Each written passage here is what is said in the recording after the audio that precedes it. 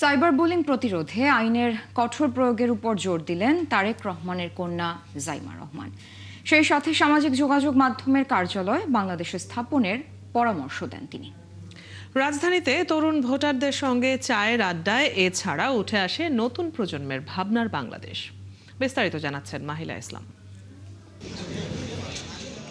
রাজধানীর বনানী DOHS খেলার মাঠে বিএনপি নির্বাচন পরিচালনা কমিটির কন্টেন্ট জেনারেশন টিম আয়োজন করে এই চায়ের আড্ডা। এতে অতিথি ছিলেন বিএনপি চেয়ারম্যান তারেক রহমানের কন্যা ব্যারিস্টার জাইমা রহমান। ঘণ্টাখানেক আড্ডায় তরুণ তরুণীদের সঙ্গে সামাজিক ও রাষ্ট্রীয় নানা বিষয়ে মতবিনিময় করেন তিনি।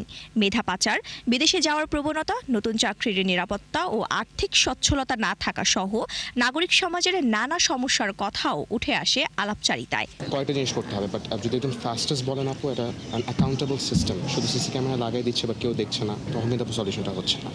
এখন আমাদের ইউনিভার্সিটিতে যদি 6000 স্টুডেন্ট হয়, আমার একটা শাটল দিয়ে অবভিয়াসলি হবে না।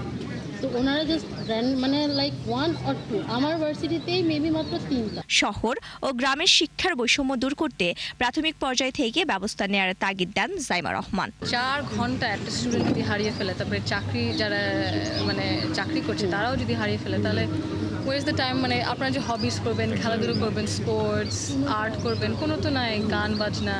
তার মতে দেশের জন্য তরুণদের কাজ করার আগ্রহ ইতিবাচক, তবে দেশ গড়ার কাজে সবার অংশগ্রহণ নিশ্চিতে দরকার একটি প্ল্যাটফর্ম।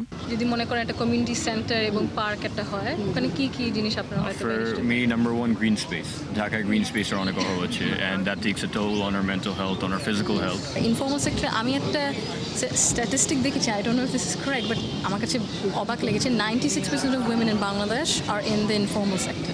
এর আগে সোমবার সকালে মহাখালীর করাইল আনসার ক্যাম্পে ড্যাবের ফ্রি হৃদরোগের চিকিৎসা ও ঔষধ বিতরণ কার্যক্রম ঘুরে দেখেন তারেক রহমানের স্ত্রী ডাক্তার জুবাইদা রহমান। মেডিকেল ক্যাম্পেইনের এই উদ্যোগের প্রশংসার পাশাপাশি দেশের স্বাস্থ্য খাতে উন্নয়নে নিজের সম্পৃক্ত থাকার আগ্রহ জানান তিনি।